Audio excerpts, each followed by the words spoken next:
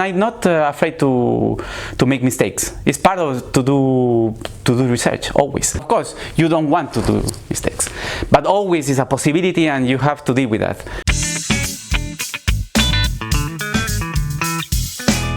My name is Cristóbal Samaniego. I am a researcher at the Barcelona Supercomputing Center. I work at the case department in the physical and modeling group. I started at BSC at 2009. At the same time as I started my PhD position, I began to work with rigid and solid interaction. That was my title of my thesis with Guillaume Mousson, that is the leader of the physical and modeling group.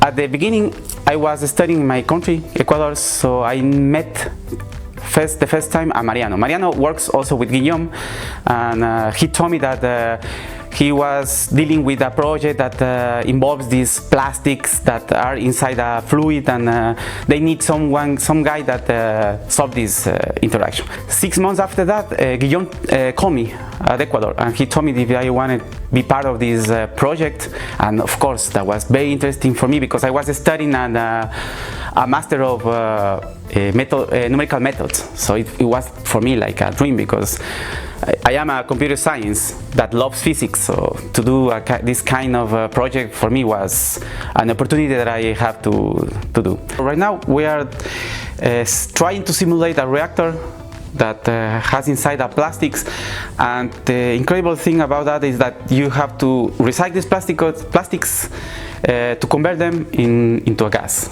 And also I am finalizing another European project that it calls RACE, that the main subject I think is to deal with artificial intelligence and with numerical methods. For example, to recycle the plastic recycling.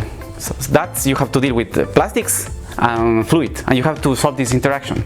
You can solve it without using artificial intelligence, of course, but with these tools you can improve your results. You can improve the results not also in order to be more accurate, but also in terms of times. So you can reduce drastically the times. During these years, until 1 year ago, I was focusing on solving, for example, the functioning of the valves inside the heart. So that is something incredible because you have the fluid that is the blood at the end, and you have these valves that are inside the heart that they are moving. We really catch the behavior of the valves inside the blood. So amazing stuff because we are really impressed about the results.